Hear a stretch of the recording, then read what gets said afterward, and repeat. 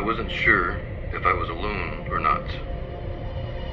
I couldn't hear anyone else, couldn't sense anyone else, so I cautiously assumed no one else was there. It really was pitch black.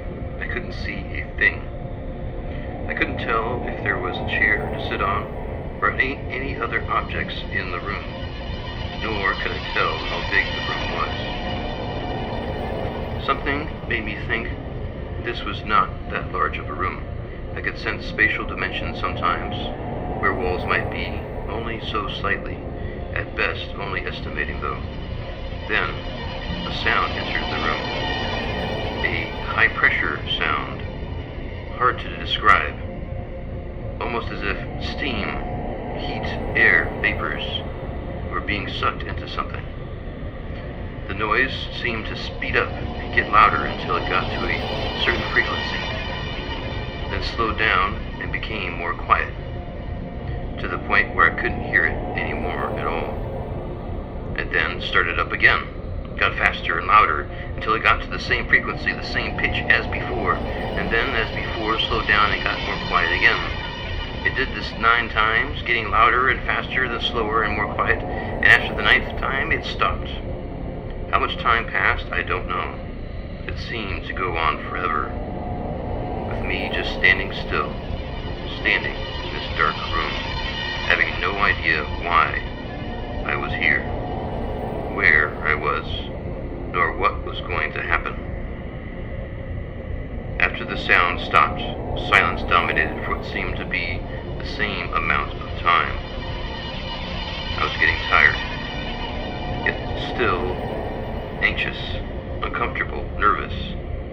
I just wish I could sit down on something, but I didn't want to risk sitting on something I shouldn't have, either for my own protection or because I might mess something up important. So I just stood there in the darkness, doing nothing but waiting. Then finally, I saw something. A door opened on what seemed to be the other side of the room, about 30 feet away. Light from another room entered the room I was in, but the light was so faint that the light illuminated barely anything at all.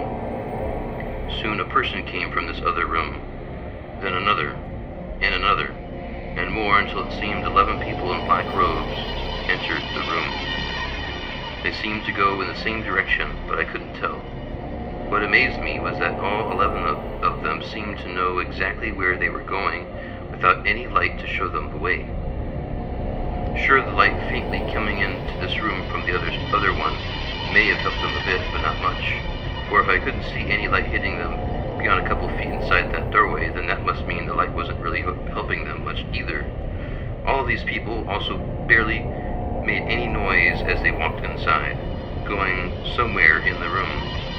None of them seemed to get very close to me, just simply going to another area of the room, perhaps against a wall. It seemed they were sitting on something next to each other, but I couldn't tell for sure. None of them said anything to anyone else. They all knew where they were going, walked there, found their places, and sat down. I didn't know what to say or do. I simply stood there and waited for one of them to say something. Eventually, someone did. "You've been told not to observe our rites or ceremonies unless told otherwise, nothing, man." A very masculine, but I could tell female voice said from the darkness. I apologize. I had never been to that part of this place before, nor this one. I was simply following Anubis. He took me through there, and I thought I was supposed to follow where he went, so I did. But you stopped to watch the ceremony. The guard didn't tell you to do that. Another voice, this time an older male voice, said, "I'm sorry. Do you know how fortunate you are to have the seer's sight? And not only that, but you haven't gone insane. Most seers go insane, you know. another male voice said this time. Yes, I know, I responded. You should consider yourself lucky, another male voice said. You do realize none of us have a seer sight, don't you?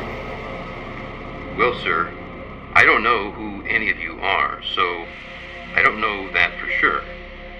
But if you tell me so, I'll take your word for it. Insolence is not something we support in your character traits, Nothing Man, another female voice said. I'm sorry. You know, that is one of the main reasons why you could never be initiated. Do you understand? Another male voice said.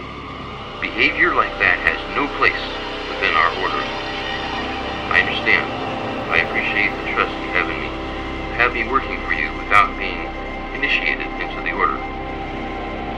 You are not working for us, Nothing Man, another male voice said. This is not a job. I know. I don't get paid for the work that I do, so if it was a job, then I would expect a salary. But no, this is not a job. It's, well, whatever it is. And what that is, I agree with you. It's not a job. You seem unwilling to consider your character faults seriously and act accordingly, another female voice said. Please desist in your passion for sarcastic and insolent remarks. Understood. Do you know why you're here? The female voice asked me. No.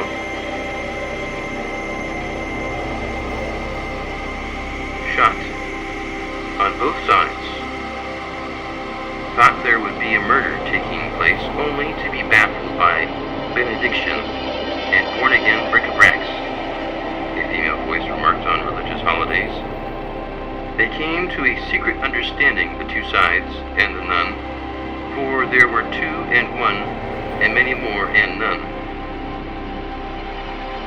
As I lost myself in the crowd, I responded, shell-shocked, running down the middle and steering clear of ethnic cleansing. Is that what was remarked and then requested of me down the deer's driveways and dicks? Female deer were anything but impressed.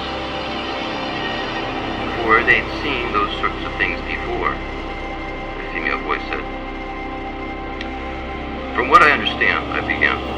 You're correct, they have. Pretty jaded deer, if you ask me and myself and I, that cackle servants from yesterday, today, and tomorrow bring the wrong yardsticks to carve games. You are here, Nothing Man, the female voice said, because there is something very important which we need you to do. Okay. This time it's more important than times before, said a male voice. Thus why you were brought to an area which you had never been before, through certain passageways very few know of, and through the back of the cathedral, and finally to here where you are standing right now. Thus also why there is no light in this room at the moment, and why you do not see any of us. Our identities must be hidden from you, and the contents of this room must be hidden from you. Understood. And so, began a female voice, what we need you to do is to find something of perhaps the highest level of importance, something which, if truth be told or not, as lies lay hold of the layman and his son, forges out another woman's daughter, all in secret and all in the open, bright as day, dark as night. There is truly nothing more important to the destiny of mankind and beyond than the item which we are going to ask you to retrieve. The woman stopped speaking after that and said no more. I waited for someone else to say something, but no one did. So we were all there in silence. No one moving, no noises made. Nothing but silence and waiting.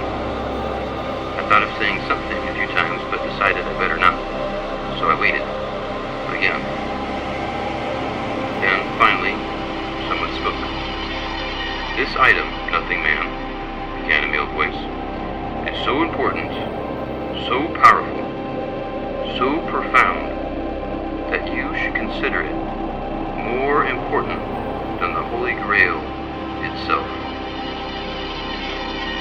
Holy shit, I thought to myself. What the hell were they going to ask me to get? Why me?